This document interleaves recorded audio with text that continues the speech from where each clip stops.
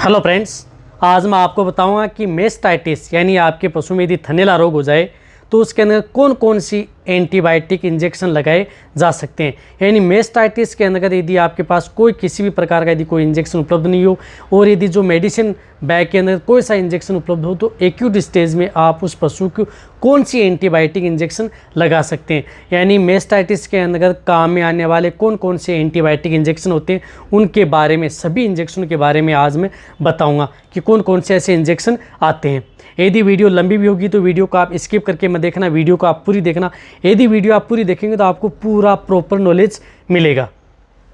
देखो, इस प्रकार के कमेंट्स भी मेरे पास आते हैं कि कौन कौन से रोगों के अंदर कौन कौन सी एंटीबायोटिक उपयोग में ली जाती है। तो मैं आपको समय समय पर जो बड़े बड़े रोग होते हैं उसके अंतर्गत एक से ज़्यादा कितनी एंटीबायोटिक, उनमें से कोई सी भी एंटीबायोटिक आप प्रयोग कर सकते हैं, वो भी मैं आने वाले समय में ऐसे वीडियो लेके आता रहूँगा। देखो, सबसे पहले यदि आपके पशु को यदि जैसे मेस्टाइटिस हो गया आपके पशु में, अब मेस्टाइटिस के क्या सिम्टम्स हैं, क्या कारण है, लक्षण, मेरे चैनल पर डिटेल से वीडियो बनी हुई है, वो जा कर के देख लें कि यदि आपके पशु में थन के अंदर किसी प्रकार की सूजन है या रेडनेस है, ब्लड आ रहा है, दूध में नहीं आ रहा है, कई कारण हो सकते हैं यदि आपके पशु को थनैला रोग हो गया है। तो सबसे पहले जो शुरुआती जो एंटीबायोटिक होती है वह ऑक्सीटेट्रासाइक्लिन। ऑक्सीटेट्रासाइक्लिन जो एंटीबायोटिक है ये ब्रॉड स्पेक्ट्रम एंटीबायोटिक है। इस एंटीबायोटिक से भी पशुओं को थनैला रोग रोका जा सकता है, लेकिन ये एंटीबायोटिक भी उपयोग में ली जाती है। अब इसकी कितनी डोज देनी चाहिए? बड़े पशुओं के अंतर्गत 20 ml इंट्रामस्कुलर, इंट्रावेनस, छोटे पशु हैं उनके अंतर्गत 5 से 7 ml, इतनी आज डोज। और मैं इसके बारे में बताऊंगा कि ये कौन कौन सी एंटीबायोटिक है। डिटेल से जानना है ऑक्सीटेट्रासाइक्लिन के बारे में, डिटेल से वीडियो बनी हुई है, वो भी आप जाकर के देख सकते हैं। यदि इससे भी आराम नहीं हो पाता है तो कई बार हम उपयोग में लेते हैं DCR, स्ट्रेप्टोपेनिसिलिन एंटीबायोटिक। बड़े पशु में 2.5 ग्राम से लेकर के 5 ग्राम इंट्रामस्कुलर ये इंजेक्शन लगाया जाता है, तो यह स्ट्रेप्टोपेनिसिलिन। इससे भी यदि पशुओं को कई बार आराम नहीं मिलता है, शुरुआती तौर पर कई बार स्ट्रेप्टोपेनिसिलिन भी लेते हैं, उससे आराम आता है, तो उससे भी नहीं आता है तो फिर ये जो इंजेक्शन आता है मोक्सल, एमोक्सिसिलिन और क्लोक्सासिलिन जो सोडियम आता है ये। वैसे मोक्सल इंजेक्शन के बारे में मेरे चैनल पर डिटेल से वीडियो बनी हुई है, वो भी आप जाकर के देख सकते हैं। ये बड़े पशुओं के अंदर 3 ग्राम से लेकर के 4 ग्राम तक इसकी डोज दी जाती है इंट्रामस्कुलर व इंट्रावीनस के तौर पर। जो मोक्सल इंजेक्शन आता है, डिटेल से जानना है वीडियो, ये भी मेस्टाइटिस के अंतर्गत प्रयोग की जाती है। देखो, इस वीडियो में मैं ये बता रहा हूँ कि इस तरह की यदि एंटीबायोटिक यदि आपके पास हो तो कोई भी एंटीबायोटिक है, ये एंटीबायोटिक मेस्टाइटिस यानी थनैला रोग के अंतर्गत उपयोग में ली जाती हैं। इसी के तौर पर यदि आपके पशुओं को आराम नहीं आता है, कई बार यदि उपलब्ध नहीं होती है एंटीबायोटिक, तो आप सेफ्ट्रीजोन, जिस प्रकार से इंटासेप इंजेक्शन आता है, सेफ्ट्रीजोन इंजेक्शन, इस एंटीबायोटिक से भी पशुओं का थनैला रोग रोका जाता है।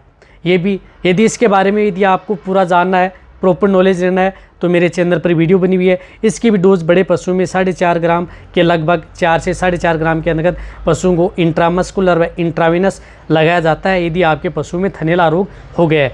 इसमें भी ये एंटीबायोटिक का अच्छा रोल है। इसी के तौर पर यदि सेफ्ट्रीजोन भी यदि आपके पशु में काम नहीं कर रहा है तो इसी के तौर पर आता है जैसे विरबेका, एमोक्सिलम फोर्ट, एमोक्सिसिलिन सोडियम सल्बाक्टम, जो इस साल्ट का इंजेक्शन। इस इंजेक्शन के बारे में मेरे चैनल पर वीडियो बनी हुई है, जाकर के देखिए पूरी।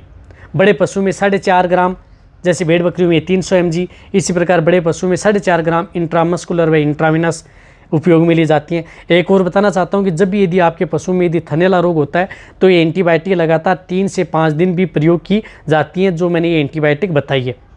इसी तौर पर यदि आपके पास इनसे भी यदि पशु का थनैला रोग नहीं जाता है तो इंटासेप टेजो लगाया जाता है, जिस प्रकार से सेफ्ट्रीजोन एंड टेजोबेक्टम, जिसकी डोज 3850 mg से लेकर के 4500 mg तक उन बड़े पशुओं को प्रयोग किया जाता है। इंटासेप टेजो डिटेल से जानना है वीडियो देखें, लेकिन आज की वीडियो में सिर्फ बता रहा हूँ कि मेस्टाइटिस के अंतर्गत कौन कौन से साल्ट की जो एंटीबायोटिक है वो प्रयोग कर सकते हैं।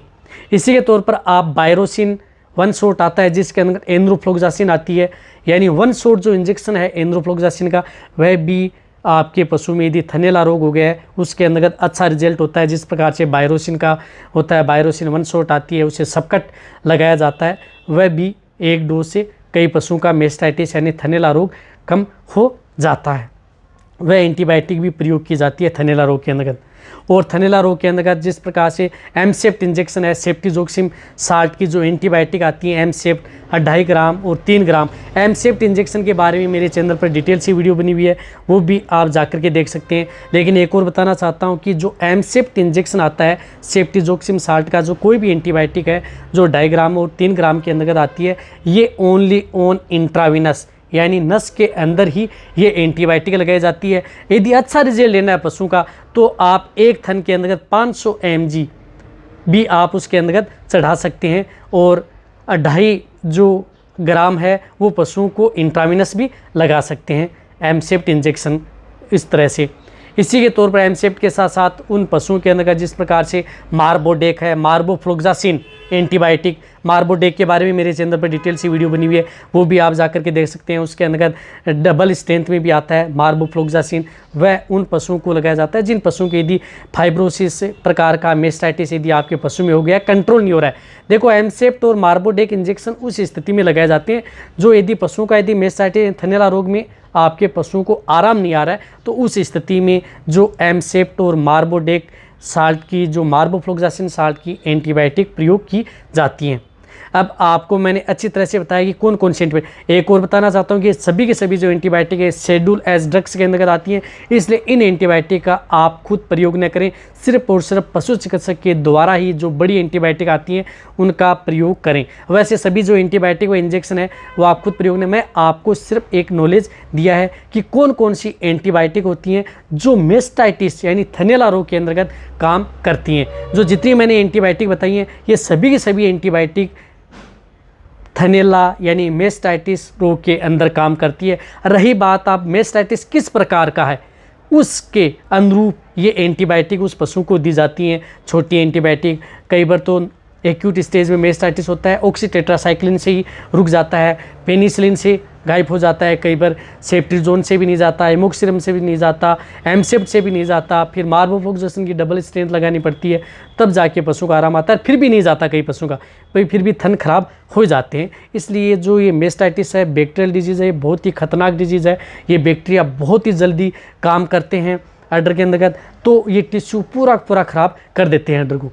तो इससे बचने के लिए जितनी ब्रॉड स्पेक्ट्रम किस तरह के बैक्टीरिया आपके पशु के अंतर्गत मेस्टाइटिस पैदा किए है उसी के अनुरूप ये एंटीबायोटिक लगाई जाती है। फिर भी यदि आराम नहीं आ रहा है तो उनकी जांच होती है, जांच के अनुरूप ही कौन सी एंटीबायोटिक देनी होती है, किस तरह का बैक्टीरिया आपके पशु में थनैला रोग के अंतर्गत है, उसी के अनुरूप ये एंटीबायोटिक दी जाती हैं। लास्ट स्टेज यही होती है। अब कौन कौन सी एंटीबायोटिक है इनके बारे में आज आपको बताया, और डोज कितनी देनी चाहिए, सभी एंटीबायोटिक जो मैंने बताई हैं सभी की सभी एंटीबायोटिक के बारे में इस चैनल पर डिटेल से वीडियो बनी हुई है, आप जाकर के वहाँ पर देखिए, पूरा नॉलेज प्राप्त कर सकते हैं। यदि आपको इस तरह की यदि वीडियो भी अच्छी लगती है तो नीचे जाके आप कमेंट में लिखिए। मेरी वीडियो को आप अपने दोस्तों के साथ, पशुपालकों के साथ और मेरे जितने वेटरनरी स्टूडेंट हैं उनके साथ आप इस वीडियो को जितना हो सके शेयर करें। मेरी वीडियो को आप लाइक करें, आपके एक लाइक से मेरे को मोटिवेशन मिलता है और मैं आपके लिए अच्छी से अच्छी और नॉलेजेबल वीडियो आपके लिए हर समय ऐसे लाता रहूँगा। यदि आपने अभी भी इस चैनल को सब्सक्राइब नहीं किया तो सब्सक्राइब कर लें, क्योंकि कोई पैसा लगने वाला नहीं है, बट इस चैनल पर बहुत ही अच्छा और प्रॉपर नॉलेज मिलने वाला है। इसी तरह से आप मेरी वीडियो देखते रहें, इसी तरह से आप मेरे को प्यार देते रहें। थैंक्स, धन्यवाद।